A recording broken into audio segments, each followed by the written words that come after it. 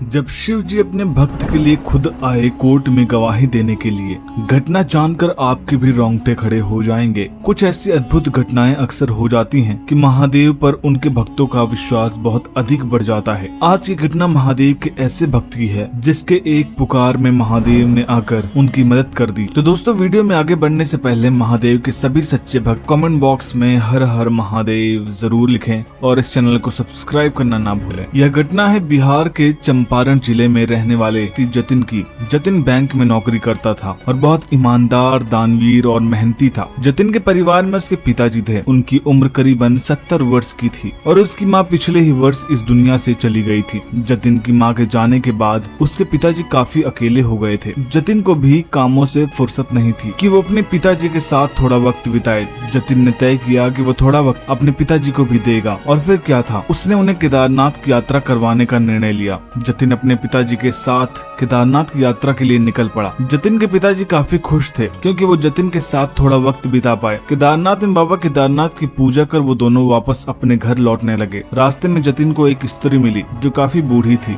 और जतिन के पास आकर मदद मांगने लगी। कहने लगी कि वह उसकी मदद करे। जतिन ने बूढ़ी औरत को एक बेंच पे बिठाया और उस बूढ़ी औरत के सामान में एक दवा थी जो उस औरत के अस्थमा की दवा थी। जतिन ने बैग से दवा निकाल कर उस बूढ़ी माँ को खिला दिया। दवा खाते ही उस बूढ़ी माँ की तुरंत मृत्यु हो गई। पीछे से उस बूढ़ी औरत का बेटा भागते हुए आया। जब उसने देखा कि उसकी माँ बेंच पर लेटी हुई है तो उसने जतिन से पूछा, इन्हें क्या हो गया? जतिन ने पूरी बात उनके बेटे को बता दी। जल्द से जल्द डॉक्टर को बुलाया गया। जब डॉक्टर ने आकर चेक किया तो कहा कि जहर के कारण इनकी मृत्यु हो गई है। जतिन अत्यंत घबरा गया। बूढ़ी औरत के बेटे ने उसकी मां को मारने के जुर्म में जतिन के खिलाफ तुरंत पुलिस स्टेशन में शिकायत दर्ज कर दी। शिकायत दर्ज होने के तुरंत बाद जतिन को पुलिस ने गिरफ्तार कर लिया।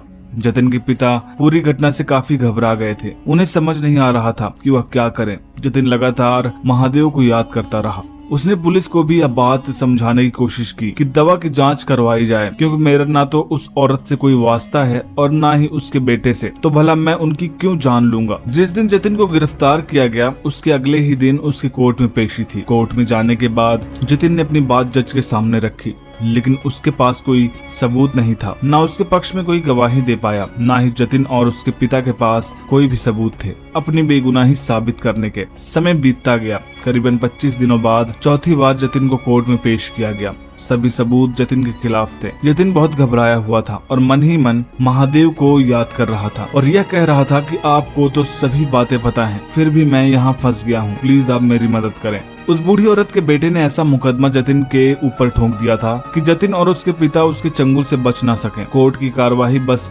खत्म ही होने वाली थी कि तभी शंभू नाम का एक व्यक्ति कोर्ट में आता है और जतिन के बेगुनाह होने का कुछ सबूत पेश करता है। शंभू ने जज को बताया कि उस बूढ़ी औरत के बेटे ने उसकी दवा बदल दी थी और हाथ धोकर उसकी जान के पीछे पड़ा था। दवा बदलते वक्त की कुछ तस्वीरें शंभू ने जज को पेश की, जिससे यह साबित हुआ कि उसके बेटे ने यह सारा षड्यंत्र रचा था और खुद को बचाने के लिए जतिन को फंसा दिया। शंभू के गवाही देने से जतिन बेगुनाह साबित हुआ और उसे सम्मान पूर्वक जेल से छोड़ दिया गया। जतिन के पिता जो इतने दिनों से कोर्ट के चक्कर काट रहे थे और परेशान हो रहे थे, जतिन को वापस देखकर बहुत खुश हुए। उन दोनों ने शंभू से मुलाकात की और पूछा कि आपको यह सब कैसे मालूम है। शंभू ने बताया कि उन्हें दुनिया के हर एक कोने में होने वाली हर एक छोटी सी छोटी घटना के बारे में खबर रहती है क्योंकि वह सब देखते हैं। जतिन को उनकी कोई बात समझ नहीं आई पर उन्होंने शंभू को धन्यवाद कहा। जतिन के पिता ने शंभू से पूछा कि आप कहाँ रहते हैं, तो उन्होंने कहा यही केदारनाथ की पहाड़ियों के ऊपर। इन बातों से जतिन के पिता को इस बात का एहसास हो गया था कि हो न हो यह महादेव ही है जो एक मनुष्य के रूप में आकर मेरे बेटे को बेगुनाह साबित किया है। वह तुरंत अपने घुटने के बल बैठकर शंभू के पैर छूने लगते हैं और उनका धन्यवाद करते हैं। शंभू जतिन के पिता को अपने हाथों से उठाते हैं और कहते हैं कि बहुत ईमानदार और सुलझा हुआ बेटा है तुम्हारा, तुम दोनों हमेशा एक दूसरे का ख्याल रखना, और फिर वहाँ से कहीं चले जाते हैं। इस घटना से यह बात तो समझ में आ गई कि जब महादेव को सच्चे दिल से पुकारो तो वह जरूर आते हैं आपकी मदद करने के लिए, पर उसके लिए दिल में ईमानदारी, निष्ठा, प्रेम रहना बहुत जरूरी है। आपको ये वीडियो कैसी लगी हमें कमेंट बॉक्स में जरूर बताइएगा। वीडियो पसंद आई तो वीडियो को लाइक करिएगा, शेयर करिएगा और चैनल को सब्सक्राइब करना मत भूलिएगा। हर हर महादेव।